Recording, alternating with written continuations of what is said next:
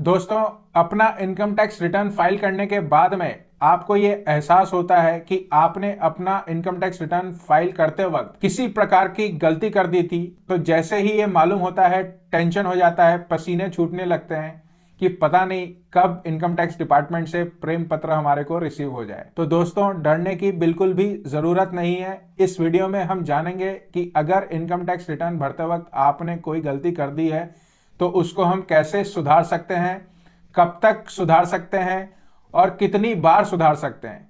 तो बने रहिएगा इस वीडियो में। मैं हूं सीए हेमंत और आप देख रहे हैं आपका अपना यूट्यूब चैनल सरल फाइनेंस। चैनल पे नए हैं तो चैनल को सब्सक्राइब भी जरूर करिएगा, क्योंकि मैं लेके आता हूं वीडियोस टैक्स के ऊपर में, स्टॉक्स के ऊपर में और इन्वेस्टमेंट के ऊपर में, जिसमें होता है फायदा हम सभी लोगों का। इनकम टैक्स रिटर्न भरते वक्त हम बहुत केयरफुल होके अपना इनकम टैक्स रिटर्न बनाते हैं और भरते हैं और फाइल करते हैं। पर जाने अनजाने कई बार किसी ना किसी तरह की छोटी बड़ी गलतियां हो जाती है अपना इनकम टैक्स रिटर्न भरते वक्त।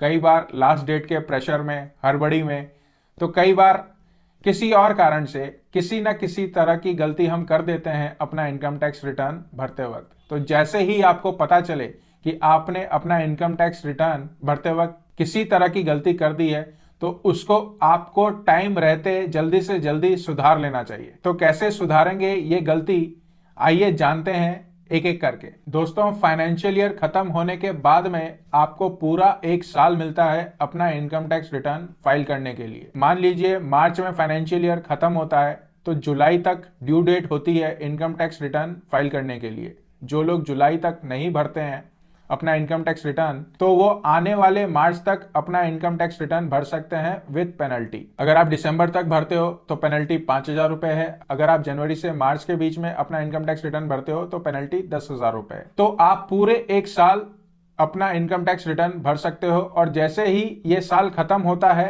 फिर आप अपना इनकम टैक्स रिटर्न बिल्कुल भी भर नहीं सकते हो नॉर्मल कोर्स में। तो जिस साल आप अपना इनकम टैक्स रिटर्न फाइल करते हो उस पूरे साल में मार्च तक आप कभी भी अपना इनकम टैक्स रिटर्न रेक्टिफाई कर सकते हो अगर आपको पता चलता है कि आपने गलती की है अपना ओरिजिनल रिटर्न फाइल करते वक्त। लेकिन जैसे ही ये पूरा साल निकल जाएगा उसके बाद आप इस गलती को बिल्कुल भी ठीक नहीं कर पाएंगे। इसीलिए रिटर्न फाइल करते वक्त काफी केयरफुल रहना पड़ता है और रिटर्न फाइल करने के बाद भी एक बार उसको जरूर गो थ्रू कर लीजिए कि फाइल होने के बाद में कहीं कोई गलती तो नहीं रह गई है, ताकि अगर आपको कोई गलती नजर आती है, पकड़ में आती है, तो आप उसको टाइम रहते रहते ठीक कर सको। ऐसा भी कई लोगों के साथ में होता है कि उन्होंने एक बार अपनी गलती ठीक कर ली, फिर पता चलता है कि दूसरी कोई गलती रह गई थी। तो ऐसा बिल्कुल भी नहीं है कि दूसरी बार आप उसको ठीक नहीं कर सकते।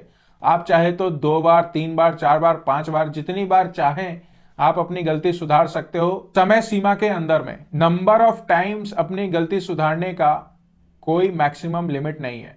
तो जैसे जैसे आपको पता चले कि आपने गलती की है आप उसको सुधार सकते हो टाइम रहते रहते। पर जितनी बार आप अपनी इनकम टैक्स रिटर्न को रेक्टिफाई करोगे, करेक्ट करोगे, रिवाइज करोगे, उतना शक इनकम टैक्स डिपार्टमेंट को होगा कि आप ऐसा क्यों कर रहे हो। तो इसीलिए एडवाइजेबल ये है कि सबसे पहले जब आप अपना रिटर्न पहली बार भर रहे होते हो तो पूरी सावधानी रखिए और बिना किसी गलती के उसको फाइल करिए।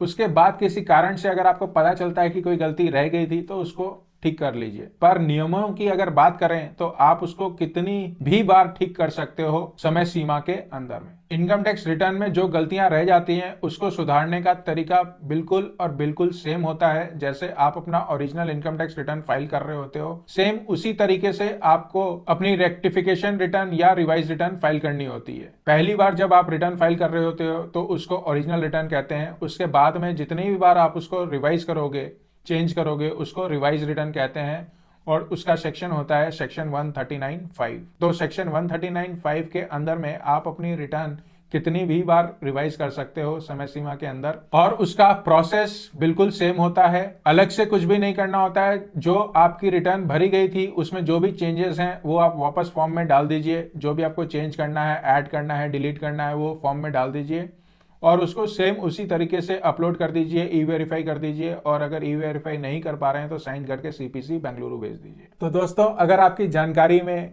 कोई परेशान है, टेंशन में है और वो ये कह रहा है आपसे कि उसने अपना इनकम टैक्स रिटर्न भरते वक्त किसी तरह की गलती कर दी थी, तो उनको ये वीडियो फॉरवर्ड करिए, बताइए इसके बारे में कि वो टेंशन ना लें और टाइम रहते रहते अपनी इनकम टैक्स रिटर्न को जल्दी से जल्दी करेक्ट कर लें, रेक्टिफाई कर लें, रिवाइज कर लें।